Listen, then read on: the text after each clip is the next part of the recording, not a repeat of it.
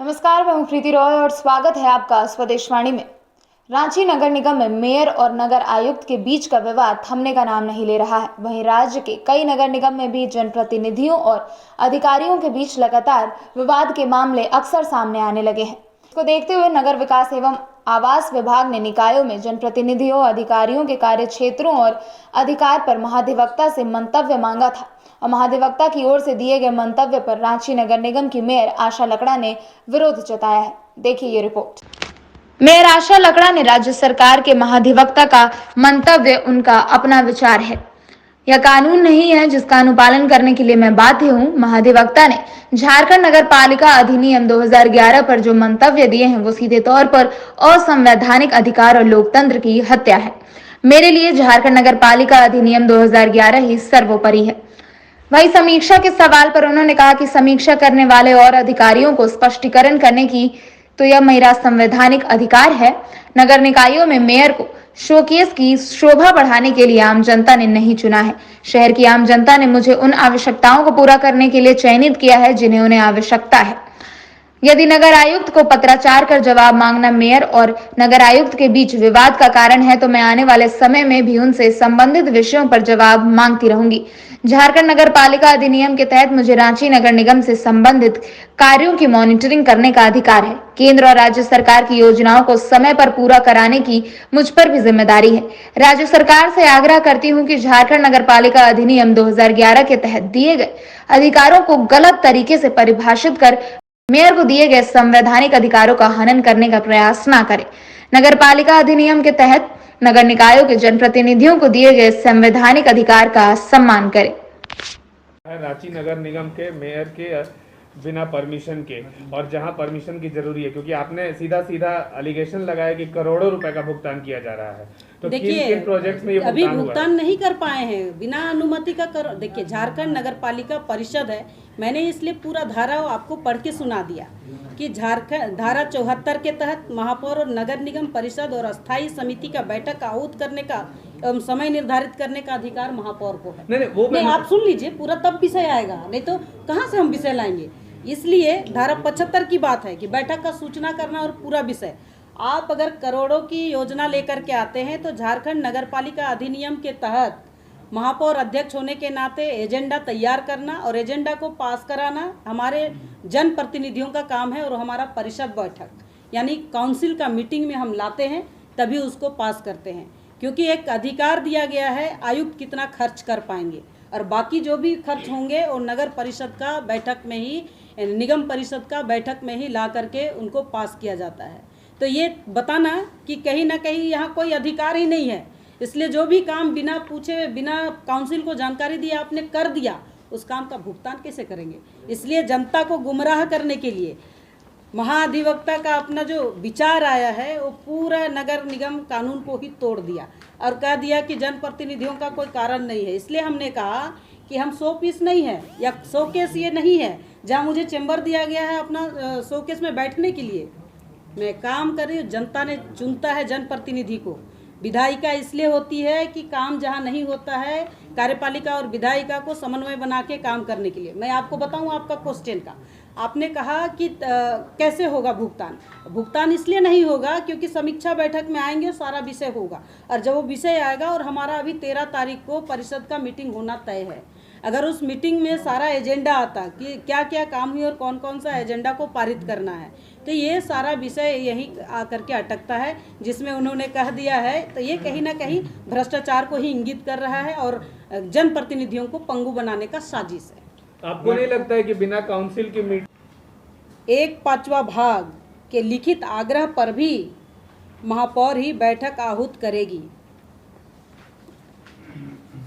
मैंने इसलिए बता रहे हैं क्योंकि इस अधिनियम में धारा 74 सामान्य बैठक 2 का जो हमने उपधारा 2 आप पूरा पढ़ेंगे, हमने उसी को यहाँ उतारा है। और इन्होंने धारा 74 को बोला है कि महापौर का कोई अधिकार नहीं है। ये कानून गलत है। क्या इस कानून के तहत कानून से कोई बड़ा है? दूसरा, धारा 75 के तहत बैठक की सूचना तथा कार्यों की सूची को कम से कम 72 घंटे पूर्व प्रत्येक पार्षद को भेजी जाएगी।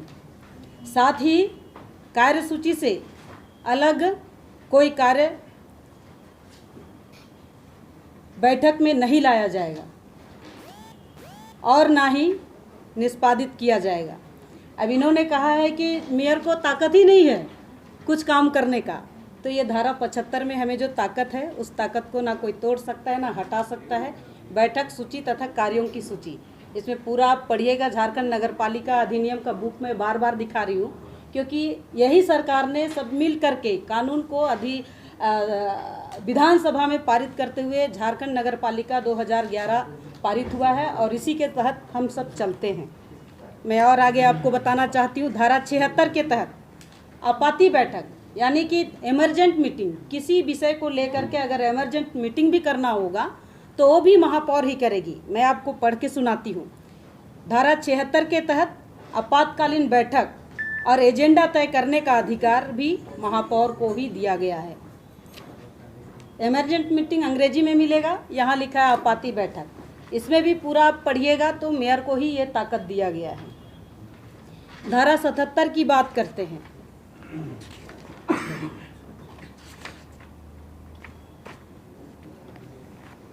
धारा 77 के उपधारा 6 और 7 के तहत महापौर या अध्यक्ष के अनुमति से ही किसी एजेंडा पर चर्चा और निष्पादन किया जाएगा।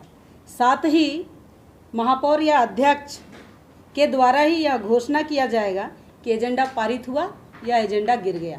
आपने लोकसभा में, राज्यसभा में, विधानसभा में भी पढ़ते हैं, जब अध्यक्ष बैठते हैं तो अध्यक्ष कहते हैं ये एजेंडा पारित हुआ है सबके सहमति से। बीच हजारीबाग की मेयर रोशनी तिर्की, खूंटी नगर पंचायत के अध्यक्ष श्री अर्जुन पाहान किनारे बैठे हैं, चतरा नगर पंचायत की परिषद की अध्यक्ष श्रीमती गुंजा देवी, रामगढ़ नगर परिषद के अध्यक्ष श्री योगेश बेदिया और रामगढ़ नगर परिषद के उपाध्यक्ष श्री मनोज कुमार महतो उपस्थित है। और तमाम मीडिया बंधु, इलेक्ट्रॉनिक और प्रिंट मीडिया, सभी का स्वागत और अभिनंदन करते हैं। आज का प्रेस वार्ता करने का मेन मकसद है कि कल आपने देखा होगा 9/9/2021 को राज्य सरकार के द्वारा नगर विकास एवं आवास विभाग के माध्यम से महाधिवक्ता के द्वारा, झारखंड सरकार के द्वारा झारखंड नगर पालिका अधिनियम को किस तरह से पेश किया है, मैं इसके लिए इसका खंडन करने के लिए हम सभी पूरा टीम आज बैठे हैं। मेदिनीनगर के भी महापौर आ रहे हैं, रास्ते में हैं। मैं आप सबको बताना चाहती हूँ, राज्य सरकार के अधिवक्ता का मंतव्य उनका अपना विचार होगा, इसलिए यह कोई कानून नहीं है जिसका अनुपालन करने के लिए मैं बाध्य नहीं हूँ। महाधिवक्ता ने झारखंड नगरपालिका अधिनियम 2011 के मंतव्य दिए हैं। यह सीधे तौर पर संवैधानिक अधिकार व लोकतंत्र की हत्या है। मेरे लिए झारखंड नगरपालिका अधिनियम 2011 ही सर्वोपरि है, जिससे मैं लगातार चलाते आ रही हूँ 2014 से, और जब तक इस कुर्सी में हूँ तब तक ये झारखंड नगरपालिका अधिनियम के अनुसार ही ये नगर निगम चलेगा।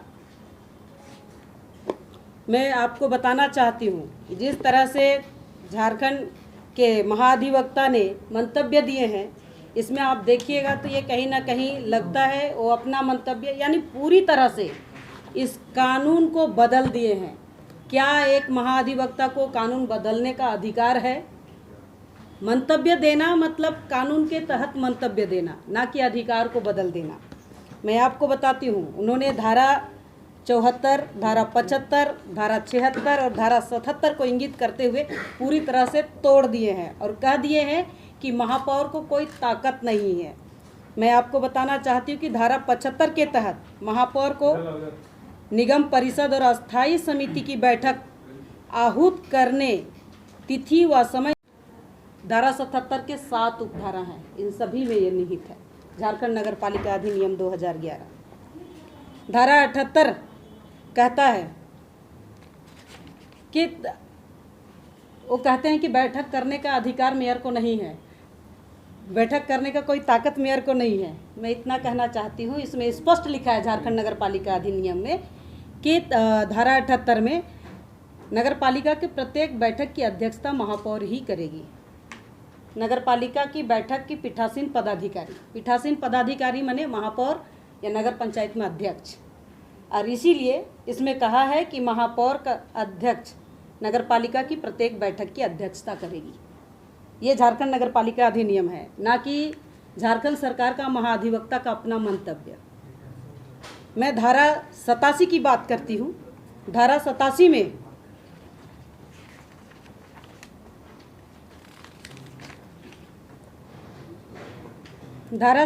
में कार्य का परिचालन कैसे होगा, वो कह रहे हैं उनको कार्य करने का भी ताकत नहीं है। मैंने ये हास्यास्पद है कि कैसे महाधिवक्ता हैं जिन्होंने कानून को ही ख़त्म कर दिए और अपना कानून बना दिए। तो ये तो एक व्यक्ति से संभव नहीं होता है, और उन्होंने कहा है कि ये नहीं कर सकते हैं।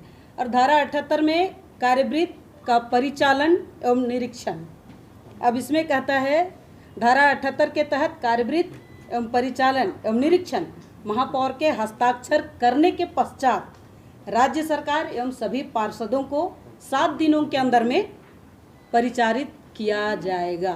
तो ये कहीं ना कहीं पूरे झारखंड नगर पालिका अधिनियम को तोड़ मड़ोड़ के रख दिया गया है। मैं आगे बात करती हूँ। रही बात समीक्षा करने का अधिकार, मैं स्पष्ट करना चाहती हूँ कि यह मेरा संवैधानिक अधिकार है। ये भारतीय संविधान है और डेमोक्रेसी है। डेमोक्रेसी में कार्यपालिका, विधायिका और न्यायपालिका है, इसी लिए संवैधानिक अधिकार है। और नगर निकाय में मैं समीक्षा करती हूँ। मैं कोई 100 पीस या 100 केस नहीं हूँ कि कुर्सी में बैठने आई हूँ। अगर मैं 100 केस होती और इस शहर का शोभा बढ़ाने के लिए अगर मुझे शहर की जनता ने चुना है, तो ये तो पूरी तरह से गलत है, क्योंकि शहर की जनता अपने कार्यों का निष्पादन करने के लिए, नगर का विकास करने के लिए मुझे चुनाव करके भेजी है, और जो आवश्यकता होगी उस आवश्यकता को उन तक पहुंचाने के लिए जनप्रतिनिधि होते हैं। मैं आपको, यदि नगर आयुक्त व नगर आयुक्त के बीच विवाद का कारण है, तो मैं आने वाला समय में भी उनसे संबंधित विषय पर जवाब मांगती रहूंगी। झारखंड नगरपालिका अधिनियम के तहत मुझे रांची नगर निगम के संवैधानिक कार्यों की मॉनिटरिंग करने का अधिकार है। केंद्र व राज्य सरकार की योजनाओं का समय समय पर अगर धरातल पर उतारना है, पूरा करना है, तो ये मेरी नैतिक जिम्मेदारी है कि मैं जनता के बीच जाकर के काम करूं, क्वालिटी बेस्ड काम करूं। ये मेरा नैतिक जिम्मेदारी और मैं बार बार करूंगी। राज्य सरकार से मैं आग्रह करती हूं कि झारखंड नगरपालिका अधिनियम 2011 के तहत दिए गए अधिकारों को गलत तरीके से परिभाषित कर मेयर को दिए गए संवैधानिक अधिकार का हनन करने का प्रयास ना करे। नगरपालिका अधिनियम के तहत नगर निकायों के जनप्रतिनिधियों को दिए गए संवैधानिक अधिकार का सम्मान करे। आप सभी को बताना चाहूँगी कि नगर विकास विभाग के निर्देश पर रांची नगर निगम क्षेत्र में कई कार्य निगम परिषद की स्वीकृति के बिना ही कर रहे हैं और कई काम कर भी चुके हैं। अब इन कार्यों को और इन कार्यों से संबंधित जितनी भी राशि का भुगतान में जो समस्या उत्पन्न होगी, जहां तक मुझे जानकारी मिली है, संबंधित कार्यों के लिए करोड़ों रुपयों का भुगतान किया जाना है।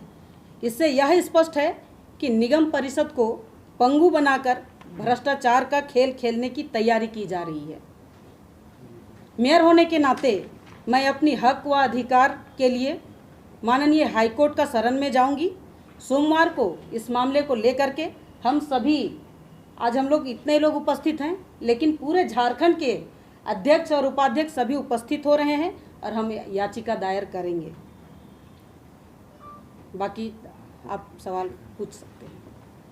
ये आप स्टैंड लेती हैं, मुख्यमंत्री के खिलाफ स्टैंड लेती हैं और सरकार के योजनाओं को, कार्य योजनाओं पर क्वेश्चन रेस करती हैं, उसके बाद ये सारा स्थिति उत्पन्न होती है, उसके पीछे कहीं ना कहीं राजनीतिक फुट है। देखिए, मैंने लगातार बोला है, क्योंकि राज्य सरकार सिर्फ अपनी पैसा नहीं देती है, राज्य सरकार को केंद्र सरकार भी पैसा देती है। मैं आपको बता दूं, 14वें वित्त आयोग का राशि अब तक कहाँ गए, पूरा कंप्लीट हुआ नहीं। 15वें वित्त आयोग की राशि 2018-19 में 14वें वित्त आयोग समाप्त हो चुके थे। अब 15वें वित्त आयोग की राशि को खर्च करना चाहिए था। बड़ी तादाद में भारत सरकार राज्य सरकार को राशि देती है, आप उस राशि को अभी तक इम्प्लीमेंट ही नहीं कर पाए, तो ये कहीं ना कहीं अपनी नाकामी को झलकाते हैं। और दूसरी बात है, अभी पूरे राज्य में नगर अध्यक्ष या महापौर भारतीय जनता पार्टी के हैं, तो जाहिर सी बात है कि इनको बाधा डालो और काम करने मत दो। लेकिन हम भी इसके लिए जो कानून है उस कानून सम्मत काम करके, जनता ने हमें चुन के भेजी है, तो जनता के हित के लिए चाहे हमें लड़ाई ही क्यों ना करना पड़े, लेकिन उनका अधिकार के लिए मुझे लड़ना होगा, हम लोगों को लड़ना होगा। मैडम, एक सवाल का जवाब दे दीजिए। अभी जो हेमंत सरकार कैबिनेट में दलीय आधार पर जो चुनाव करने की प्रक्रिया बंद कर दी गई, इस पर क्या कहना है? देखिए, हेमंत सोरेन सरकार डर गई है।